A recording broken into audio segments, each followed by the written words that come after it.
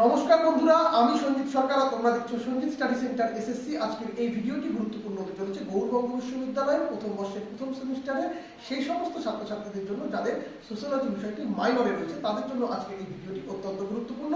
এই ভিডিওতে বলা প্রশ্নগুলো তোমাদের আসন্ন পরীক্ষার জন্য খুবই গুরুত্বপূর্ণ। এই প্রশ্নগুলো ঠিকঠাক করে অনুশীলন করলে আশা করছি তোমরা খুব ভালোভাবে পরীক্ষা দিয়ে আসতে পারবে। যারা যারা পরবর্তী সেমিস্টারে আমার কাছে অনলাইন বা অফলাইনে টিউশন করতে চাও বা নোটস নিতে চাও, নোটসের ক্ষেত্রে কিন্তু অবশ্যই পেড করতে হবে। তারা যোগাযোগ করতে পারো 7384384758 নম্বরে। বেশি দেরি করবো না, সরাসরি মূল ভিডিওতে প্রবেশ করবো। ভিডিওটি ভালো লেগে থাকলে অবশ্যই লাইক করো, কমেন্ট করে তোমরা তোমাদের মতামত জানিও, বন্ধুদের মধ্যে শেয়ার করো। আর চ্যানেলে প্রথম থাকলে অবশ্যই সাবস্ক্রাইব করে পাশে থাকা নোটিফিকেশন বেল আইকনটি ক্লিক করে রেখো পরবর্তী আপডেট পাওয়ার জন্য। আর তুমি যদি ফেসবুক বা ইনস্টাগ্রাম প্ল্যাটফর্মে এই ভিডিওটি দেখে থাকো, তাহলে অবশ্যই পেজটিকে লাইক করে দিও। গৌড়বঙ্গ বিশ্ববিদ্যালয়ের প্রথম বর্ষ প্রথম সেমিস্টার সোসিওলজি মাইনরের মডেল 1 সমাজতত্ত্বের পরিচিতি ও মূল ধারণা। এখানে তোমরা যে সমস্ত বিষয়গুলো জানবে সেটি হচ্ছে সমাজতত্ত্ব বিষয়টি আসলে কি, এর কাজ কি, এবং সমাজের প্রাথমিক যে একক রয়েছে গোষ্ঠী সম্প্রদায় কিভাবে কাজ করে, প্রধান কাজ কি, সমাজতত্ত্বের সাথে ইতিহাস বা রাষ্ট্রবিজ্ঞানের পার্থক্য সম্পর্ক তোমাদের পড়তে হচ্ছে। এখানে মর্যাদা ও ভূমিকা এবং প্রাথমিক ও গৌণ গোষ্ঠীর বৈশিষ্ট্যগুলো কিন্তু পড়তে হবে। তো দেখে নেওয়া যাক এই অধ্যায় থেকে কী কী প্রশ্ন রয়েছে। দেখো, বড় প্রশ্নগুলো তোমরা ভালো করে পড়বে, সেখানে কিন্তু লেজুর হিসাবে 5 নম্বরের প্রশ্নগুলো ঢুকতে পারে, বুঝতে পারলে? তো বড় প্রশ্ন হিসাবে তোমরা কিন্তু সবটা দেখবে। প্রথম প্রশ্ন, সমাজতত্ত্বের সংজ্ঞা দাও, সমাজতত্ত্বের প্রকৃতি ও পরিধি আলোচনা করো। অথবা প্রশ্নটা ঘুরিয়ে বলতে পারে সমাজতত্ত্ব বলতে কী বোঝো, সমাজতত্ত্বের বিষয়বস্তু আলোচনা করো। এটা কিন্তু বিগত বছর এসে গেছে। 2 নম্বর প্রশ্ন, সামাজিক গোষ্ঠী কাকে বলে, উদাহরণসহ প্রাথমিক ও গৌণ গোষ্ঠীর পার্থক্য লেখো, অথবা প্রাথমিক ও গৌণ গোষ্ঠীর বৈশিষ্ট্য ও গুরুত্ব আলোচনা করো। 3 নম্বর, সমাজ ও সম্প্রদায়ের মধ্যে পার্থক্য আলোচনা করো। 4 নম্বর, সামাজিক প্রতিষ্ঠান ও সংঘের সংজ্ঞা দাও, এদের বৈশিষ্ট্য ও কার্যাবলী আলোচনা করো। এই পার্টগুলো কিন্তু ভালো করে পড়তে হবে, আর অবশ্যই এই 5 অংশগুলো তোমাদের দেখে রাখতে হবে।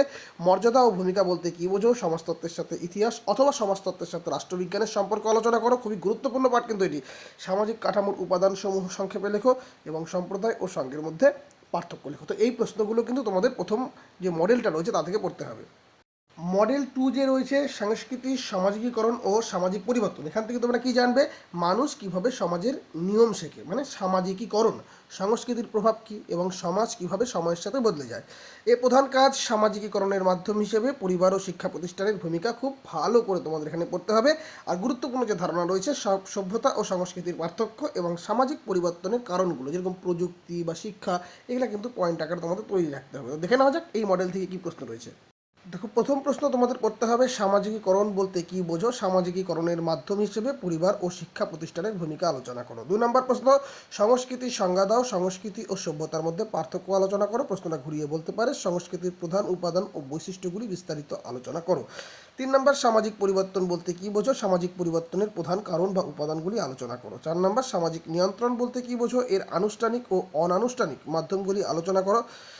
5 নম্বরের জন্য তোমরা যে পার্টগুলো দেখবে, সামাজিক প্রক্রিয়া হিসাবে সহযোগিতা, প্রতিযোগিতা ও সংঘাতের গুরুত্ব লেখো। 6 নম্বর, রীতিনীতি এবং মূল্যবোধ ব্যাখ্যা করো। 7 নম্বর, সামাজিক আত্মীকরণ এবং অভিযোজন ব্যাখ্যা করো। এবং শেষ প্রশ্ন, লোকাচার ও লোকনীতি বলতে কী বোঝো। এগুলো কিন্তু 5-এর জন্য দেখে নিতে পারবে তোমরা কোন কোন প্রশ্ন 5 এবং 10-এর জন্য পড়তে হবে। 5-এর অংশগুলো কিন্তু গুরুত্বপূর্ণ রয়েছে, তাই এগুলো দেখতে লাগবে, প্রত্যেকটি প্রশ্ন কিন্তু গুরুত্বপূর্ণ।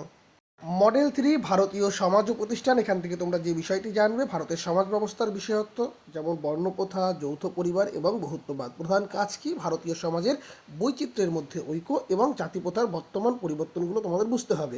গুরুত্বপূর্ণ ধারণা, আধুনিক যুগে যৌথ পরিবার কেন ভেঙে যাচ্ছে এবং ধর্ম নিরপেক্ষতা বলতে ভারতের ঠিক কী বোঝায় তা পরিষ্কার রাখা কিন্তু তোমাদের জরুরি। দেখে নেওয়া যাক এই মডেল থেকে কী কী প্রশ্ন রয়েছে। এখান থেকে তোমরা যে প্রশ্নগুলো দেখবে, প্রথম প্রশ্ন, ভারত একটি বহুত্ববাদী সমাজের ব্যাখ্যা করো। ভারতে বহুত্ববাদের উদীয়মান প্রবণতাগুলি আলোচনা করো। 2 নম্বর, জাতিপ্রথা কাকে বলে, ভারতে জাতিপ্রথার পরিবর্তিত রূপ সম্পর্কে আলোচনা করো অথবা জাতি ব্যবস্থার প্রধান বৈশিষ্ট্যগুলি লিখো। 3 নম্বর, পরিবারের সংজ্ঞা দাও, আধুনিক ভারতীয় সমাজে পরিবারের কার্যাবলীর যে পরিবর্তনগুলো আছে সেটা আলোচনা করো অথবা যৌথ পরিবার ভাঙনের কারণসমূহ আলোচনা করো। 5-এর জন্য যে পার্টগুলো রয়েছে, জাতীয় শ্রেণীর মধ্যে পার্থক্য লেখো, উপজাতীয় জাতির প্রধান পার্থক্যগুলো লেখো, ভারতীয় ধর্মীয় নিরপেক্ষতার বিভিন্ন বৈশিষ্ট্যগুলি লেখো। খুব ভালো করে পড়তে হবে। মডেল 4 সামাজিক আন্দোলন ও চ্যালেঞ্জ, এখানে জানার বিষয় ভারতের প্রধান সামাজিক আন্দোলনগুলো এবং বর্তমান দেশের সামনে থাকা বড় সমস্যা বা চ্যালেঞ্জগুলো। প্রধান কাজ কি, নারী আন্দোলন এবং দলিত আন্দোলনের কারণ ও গুরুত্ব তোমাদের কিন্তু এখানে পড়তে হবে।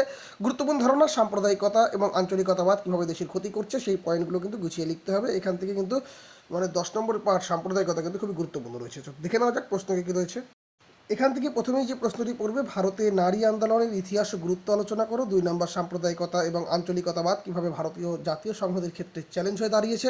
অথবা এখানে 3 নম্বর হয়ে গেছে, এটা কিন্তু অথবার মধ্যে পড়ছে। হ্যাঁ, 3 নম্বরটা সাম্প্রদায়িকতা ও ধর্মনিরপেক্ষতার মধ্যে দ্বন্দ্ব আলোচনা করো। বুঝতে পেরেছো? এইবার 3 নম্বর প্রশ্ন, 4 নম্বরের প্রশ্ন না 3 নম্বরের প্রশ্ন, স্বাধীনতার পরবর্তী সময়ে ভারতে দলিত আন্দোলনের কারণ ও ফলাফল আলোচনা করো। আর মান 5-এর জন্য দেখবে নৃতাত্ত্বিক বা জাতিগত আন্দোলন সম্পর্কে টিকা, আঞ্চলিকতাবাদ ও জাতীয় সংহতি ব্যাখ্যা করবে, দলিত আন্দোলনের উপর একটি সংক্ষিপ্ত টিকা লিখবে। তো এই ছিল তোমাদের সম্পূর্ণ সাজেশন। বিগত বছরের যে প্রশ্নগুলো আসছে ওগুলো একটু কম গুরুত্ব দিবে, বাকি প্রশ্নগুলো একটু ভালো করে পড়বে।